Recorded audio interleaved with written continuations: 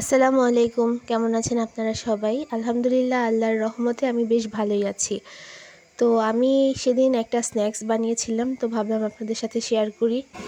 তো আমি যেটা বানিয়েছিলাম সেটা হচ্ছে মাংস পিঠা। আপনারা কম বেশি সবাই মাংস পিঠার সাথে পরিচিত। মাংস পিঠা আমার খুবই পছন্দের একটা খাবার। আমি মাঝে মাঝে বানিয়ে খাই, ভিডিও করা হয় না। তো ফার্স্টে হচ্ছে আমি এখানে 3 কাপের মতো ময়দা নিয়ে নিয়েছিলাম, তারপরে পরিমাণ মতো লবণ আর চিনি দিয়ে দিলাম, আর এখানে একটা ডিম ভেঙে রেখেছিলাম, সেই ডিমটা দিয়ে দিলাম। শুকনো উপকরণ আর হচ্ছে ডিমটা আমি একটু চামচের সাহায্যে ভালো করে মিশিয়ে নিলাম। এ পর্যায়ে আমি দিয়ে দিলাম 1 টেবিল চামচ গুঁড়া দুধ আর সামান্য কুসুম গরম পানি। এভাবে আমি হচ্ছে এটা একটা ডো বানিয়ে নিব। তো পানিটা একটু সামান্য গরম থাকার কারণে আমার একটু হাতে গরম লাগছিল। তারপরে আমি কোনো রকম একটা ডো বানিয়ে নিলাম। তো আপনারা চাইলে আপনাদের পরিমাণ মতো কম বা বেশি পরিমাণে ডো বানিয়ে নিতে পারেন। আমি এখানে কোনো রেসিপি শেয়ার করছি না। তো এখন আমি হচ্ছে একটা পলির সাহায্যে ডোটা একটু ঢেকে রাখছি।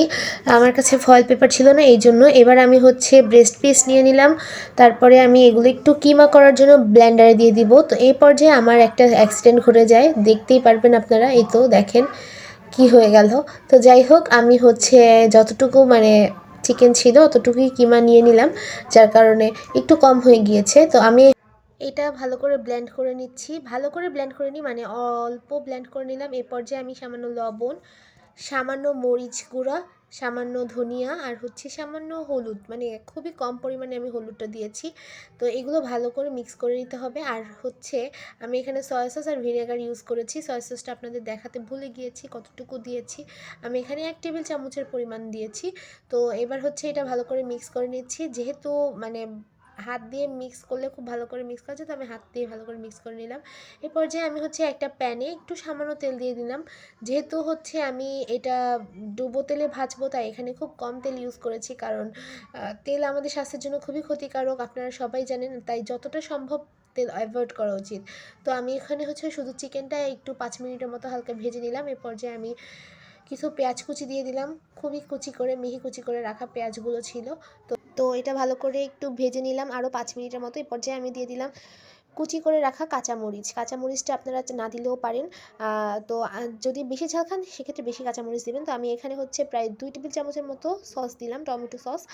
আর এখন হচ্ছে আমি এটা 5 মিনিটের মতো খুবই অল্প আঁচে কুক করে নিলাম। তো এখন আমি হচ্ছে কুচি করে রাখা ধনিয়া পাতা দিয়ে দেবো। তারপরে হচ্ছে একটু কর্নফ্লাওয়ার পানিতে গুলিয়ে দিয়ে দিলাম। এটা দিলাম হচ্ছে যেন এই যে চিকেনের এই পুরটা ড্রাই হয়ে না যায়, একটু আঠালো ভাবটা যেন থাকে। আর এটা আপনারা চাইলে নাও দিতে পারেন। তো আমি এখানে হচ্ছে ডোটা থেকে ছোট ছোট করে ডিজাইন করে নিচ্ছি। আপনারা আপনাদের মনের মতো ডিজাইন করে চিকেন পুর দিয়ে যা ইচ্ছা তাই শেপ দিতে পারেন। তো আমি এখানে আমার মন মতো ডিজাইনই করতেছিলাম। এখানে হচ্ছে রাউন্ড শেপে একটা পিঠা বানাচ্ছিলাম, আমি হচ্ছে যা মনে চাচ্ছিল তাই করতেছিলাম। আপনারা চাইলে এটা মোমোর শেপ দিতে পারেন, চাইলে রোলের শেপ দিতে পারেন, সিঙ্গারা, সমোচা বা হচ্ছে কুলি পিঠা। আপনারা যে কোনো শেপ চাইলে দিতে পারেন। তো দেখতেই পাচ্ছেন এগুলো হচ্ছে আমি বানিয়েছি। খুবই এক একটা এক এক রকম, যেমন খুশি তেমন সাজের মতো হয়েছে। তো এই তো আমি এখানে একটা সিঙ্গারা বানিয়েছিলাম, খুবই ছোট। আর এটা হচ্ছে গোল করে একটা ছোট পিঠা।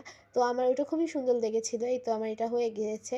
দেখেন আপনারা, পিঠাগুলো খুবই দেখতে সুন্দর হয়েছে। যেমনই শেপ হোক না কেন, খুবই মজা হয়েছিল। আমি বানিয়েছি বলে বলছি না, আসলেই পিঠাগুলো খুবই মজা হয়েছিল। আর এই তো চুলাতে এখন যে পিঠাগুলো দিয়েছি এগুলো একটু আমার আম্মু ভেজে শেপ করে দিয়েছিল, কারণ আমি পারতেছিলাম না। তো এই পিঠাগুলো হচ্ছে আমার আম্মু বানিয়েছিল। আলহামদুলিল্লাহ পিঠাগুলো খুবই মজা হয়েছে। আপনারা চাইলে বাসায় বানিয়ে দেখতে পারেন।